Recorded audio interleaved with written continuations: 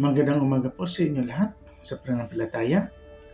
Suportahan natin mga kapatid sa pananampalataya ang mabuting balita ng ating Panginoong Diyos at pagnilay-nilayan natin ito. Basahin natin ito by chapter at ito po ay nakabase lang po tayo sa Catholic Bible 1905. Salamat po. God more blessing to everyone. Amen. Basahin po natin ang Genesis chapter 1 verse 1 up to 15. Nang pasimula ay nilikha ng Diyos ang langit at ang lupa. At ang lupa ay walang anyo at walang laman. At ang kadiliman ay sumaibabaw ng kalaliman. At ang Espiritu ng Diyos ay sumasa ibabaw ng tubig.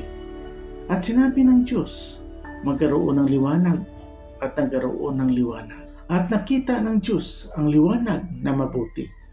At ihiniwalay ng Diyos ang liwanag sa kadiliman. At tinawag ng Diyos ang liwanag na araw. At tinawag niya ang kadiliman na gabi. At nagkahapon at nagkaumaga ang unang araw. At sinabi ng Diyos, magkaroon ng isang kalawakan sa gitna ng tubig. At mahiwalay ang tubig sa kapwa tubig. At ginawa ng Diyos ang kalawakan. At iniwalay ang tubig na nasa ilalim ng kalawakan sa tubig na nasa itaas ng kalawakan at nagkagayon. At tinawag ng Diyos ang kalawakan na langit. At nagkahapon at nagkaumaga ang ikalawang araw. At sinabi ng Diyos, mapisan ang tubig na nasa silong ng langit sa isang dako.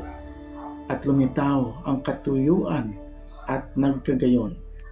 At tinawag ng Diyos ang katuyuan na lupa. At ang kapisanan ng tubig ay tinawag niyang mga dagat. At nakita ng Diyos na mabuti. At sinabi ng Diyos, sibulan ang lupa ng damo, pananim na nagkakabinhi, at punong kahoy na namumunga ayon sa kanyang pagkakahoy. Nataglay ang kanyang binhi sa ibabaw ng lupa at nagkagayon. At ang lupa ay sinibulan ng damo, pananim na nagkakabinhi ayon sa kanyang pagkapananim. At ng punong kahoy na namumunga, nataglay ang kanyang binhi ayon sa kanyang pagkakahoy. At nakita ng Diyos na mabuti, at nagkahapon at nagkaumaga ang ikatlong araw. At sinabi ng Diyos, magkaroon ng mga tanglaw sa kalawakan ng langit upang maghiwalay ng araw sa gabi at maging pinakatanda at pinakabahagi ng panahon na mga araw at na mga taon at maging pinakatanglaw sa kalawakan ng langit upang tumanglaw sa ibabaw ng lupa at nagkagayon. Amen.